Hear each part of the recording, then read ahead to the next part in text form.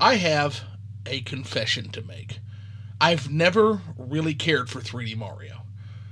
Now, I suppose I've always just interpreted Mario as a fast paced, tactile, momentum based platformer where the Brooklyn plumber jumped and dodged his way through the immersive and endlessly interesting mushroom world.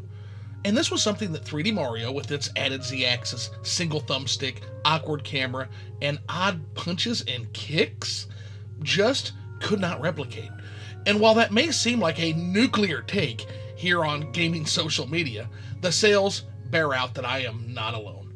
With the 3D games never able to get close to the performance of the 2D entries, and each game pushing me personally farther away, convinced I would never like 3D Mario games. And then I played Super Mario Odyssey. With almost 30 million sales worldwide, Super Mario Odyssey is a damn juggernaut. The Switch's first real major exclusive, and one of the defining experiences of a console generation. Not adjusted for population, it will outsell every 2D Mario game, with the exception of the original Super Mario Bros., and has finally proven the viability of 3D Mario as a game that can stand as a legitimate system seller. And it's also the game that finally won me over. To the point where I have over 3 full playthroughs of it under my belt as of this writing. And I want to examine what happened. How a curmudgeonly old 2D Mario fan could finally learn to love 3D Mario. And in order to do that, I think we should start with a look at what 3D Mario was already doing right. In an airship far above the clouds, a fierce battle between Mario and Bowser ensues, where he has once again kidnapped Peach, this time to force a marriage. The difference here being, this time Mario loses. His signature hat destroyed, he plummets below as Bowser flies off to cause more strife and make his vision of wedding bells a dark reality.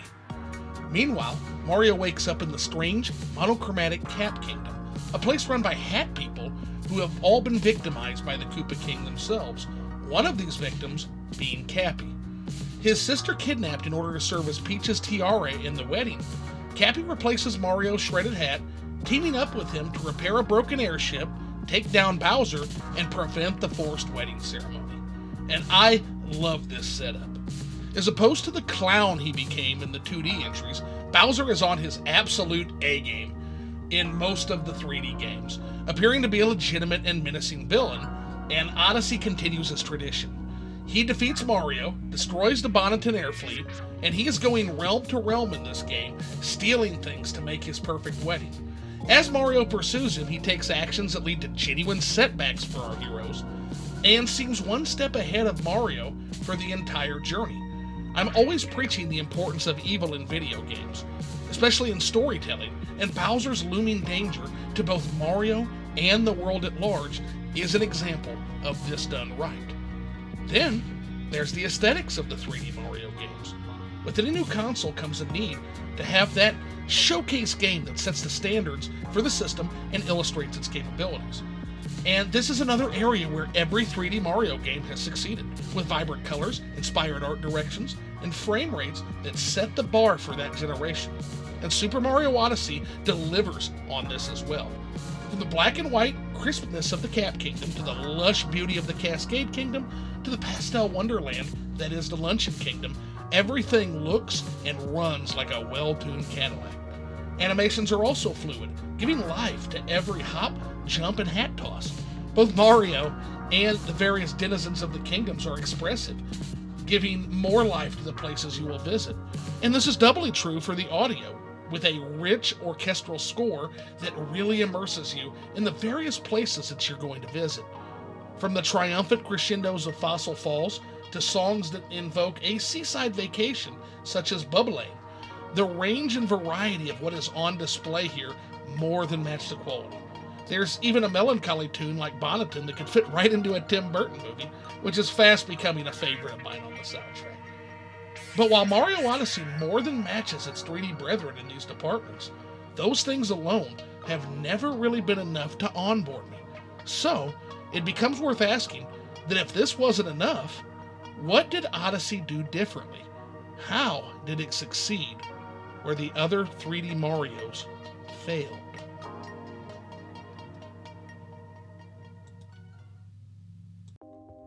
Now, I'm not sure what it is. Maybe it's just having worked with the games long enough to figure it out, or perhaps it's finally having a system that gives you 2 analog sticks. But Super Mario Odyssey finally cracked the code of precision platforming with the addition of that dreaded Z-axis that always threw it off for me. Controlling Mario feels good for the first time, enabling you to control the camera freely and use both sticks to feel out the depth and height of the complex jumps required from a game like this. Where previous 3D Mario games expanded Mario's movement options with things like wall jumps, triple jumps, and long jumps, you just never knew when the camera placement was going to prevent you from doing all of those cool new tricks. Babysitting the camera became a large part of the experience, and that really took away from the fun. Now, I'm excited to even revisit those older games on the Switch with the potential for this to now be just as game-changing for those older games. Then, there's the element of Cappy himself. Remember when I said that the little guy volunteers to replace your wrecked hat? After all, Mario can't be hatless. Well, not only is he good head cover and a guide through these new kingdoms, but he also is an expansion of your moveset. Cappy can be thrown to knock out weaker enemies, so no more awkward flailing with punches and kicks. But the best part is when you discover that by holding the button down and then jumping towards Cappy, you can then jump off him again. These kind of hat tricks, no pun intended, which also include jump, tossing, and then diving into Cappy, all combine flawlessly with Mario's already impressive jumping repertoire and the game's more cooperative controls to give you the best movement of any Mario game, arguably ever. There's just so much you can do with this system, and if you don't believe me, just type in Super Mario Galaxy speedruns to have your doubt shattered and thrown out the window. And you know what? We're only getting started, because you can also use Cappy to capture various enemies, objects, and even NPCs within the game world, each capture coming with its own nuances and mechanics, the first of which being the Noble Frog, which allows you to what else? Jump much higher than normal. Now, this simplicity gives way to everything from bullet bills to chain chomps to a freaking T-Rex, some of which I will not spoil for those who have somehow not yet played the game. There are over 50 of these captures that, when combined with the already substantial platforming mechanics, well, you can see how the possibilities for navigating this world break wide open. And it's a good thing, because what a world that we've been given to explore. Now, I've always said that one of the primary reasons why people play Mario games, whether they know it or not, is the mushroom world. Think about the things you remember and the memories that you forge with this series. The blue skies, the green pipes, Giant Land, Vanilla Dome, the Forest of Illusion. The mushroom world used to be a vast place that every mainline 2D Mario game entry expanded upon in some way, shape, or form. And with the exception of the Isle de Fino in Super Mario Sunshine, this is something that 3D Mario entries just did not bother to do. Super Mario 64 was confined to Peach's castle and its living paintings, and the Galaxy games took place in space, which, while those concepts are interesting, is beyond the mushroom world that we know and love. But with Super Mario Odyssey, we were finally home. The game is structured as a journey through a variety of kingdoms, each which presents itself as an open sandbox for you to explore. So the Sand Kingdom is a desert suffering from some extremely cold temperatures. The Seaside Kingdom takes place in an atoll surrounded by an ocean of champagne. And the Metro Kingdom is a vertical cityscape called New Donk City, where Mario began his heroics so long ago when he rescued Pauline from Donkey Kong as a carpenter. But my personal favorite has to be the Wooded Kingdom, an amalgamation of forested garden and towering greenhouse arcologies tended to by robotic stewards. These landscapes are evocative, full of interesting denizens to meet, and gives further flavor to a mushroom world already bursting with strangeness and mystery. And you'll want to unearth all of them in your quest to continue your journey forward, and you do this by finding power moves. Winding back to where we left Mario and Cappy, having just found and repaired an airship that can only go so far without a power source to keep it flying, that's where power moons come in. While there are gold and purple coins that can be collected to buy souvenirs and trinkets on your journey, and outfits that can be bought to change Mario and Cappy's style, power moons are truly where the rubber meets the airways in Super Mario Odyssey. And this system of collectible synergizes perfectly with the console's strength. Since each Nintendo system operates on a philosophy of integrated hardware and software, what this means is that a Mario game will need to leverage its hardware's unique aspects in gameplay as well. It has to be that system showcase that we talked about.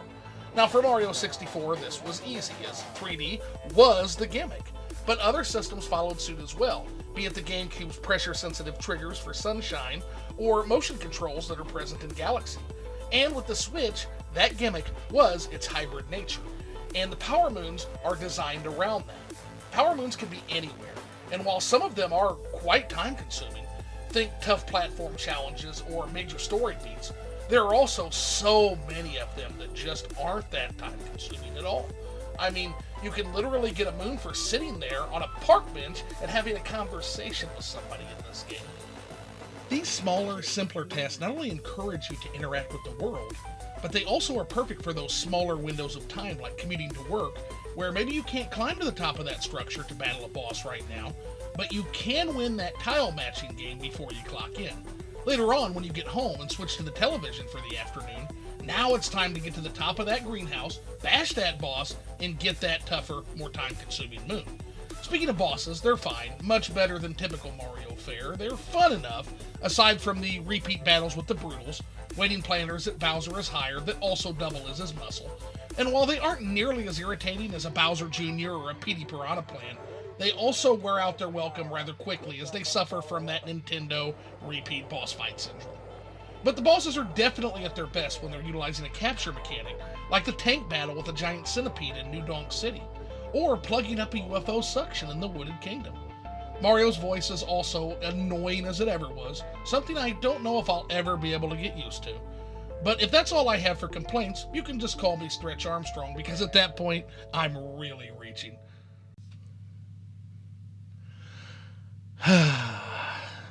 So, at the end of the day, what is there to say about Super Mario Odyssey? The thing is, regardless of what I say here, this game will have already been played by over 30 million people. There's going to be thousands of reviews, retrospectives, debates, and analysis, begging the question, what the hell can I possibly even add to this discussion? And I do worry that this could be seen as self-indulgent, that people will think I'm just yapping for the sake of doing it. But I only do these videos if I feel like there's something that I can add. So, with that said, what can I possibly say about a game like this? Well, if you're a fan of 3D Mario, not much. I mean, maybe you watched through the whole thing for some perspective from someone new to 3D Mario, or someone who never liked the games. And if so, I hope you were entertained. But the real audience for this video, the people I'm really talking to, are my fellow 2D Mario fans that may still be sitting this one out, that may not have gotten this game and given it a chance yet, that have decided not to play 3D Mario for some of the same reasons I ran away from it for so long. And I want those people to know that you can stop running, that you can put away your bitterness, because Super Mario Odyssey fulfills that promise, made so long ago when 2D Mario was abandoned for that bright but clunky 3D future. I encourage you to give this game a shot. It's the freest Mario has ever been, enabling you to use his arsenal of tricks and jumps to navigate its kingdoms your way, giving you so many paths forward that it's possible that no two people outside of completionists have walked the same path through it. And now it's time for you to make your path. It's time for you to play Super Mario Odyssey. You won't regret it. Folks, thanks again for your time and attention. I know both are precious, and any time chosen to spend on my ramblings, well, you guys are the reason that I'm trying to get better at this video essay thing, so I can't tell you all just how amazing this has been so far. And with that, well, that's going to wrap up the first Mario arc. So the next one should be pretty exciting, as we're going to be doing something a little different. But what do you think of Mario Odyssey and its impact? Was there a series you avoided for years for whatever reason? If so, put it in the comments and let's talk about it. And if you do appreciate these videos for whatever reason, consider subscribing and hitting the like and bell thingy. It helps reach more people who may also have an appreciation for it. Thanks again, and I'll see you all soon, hopefully.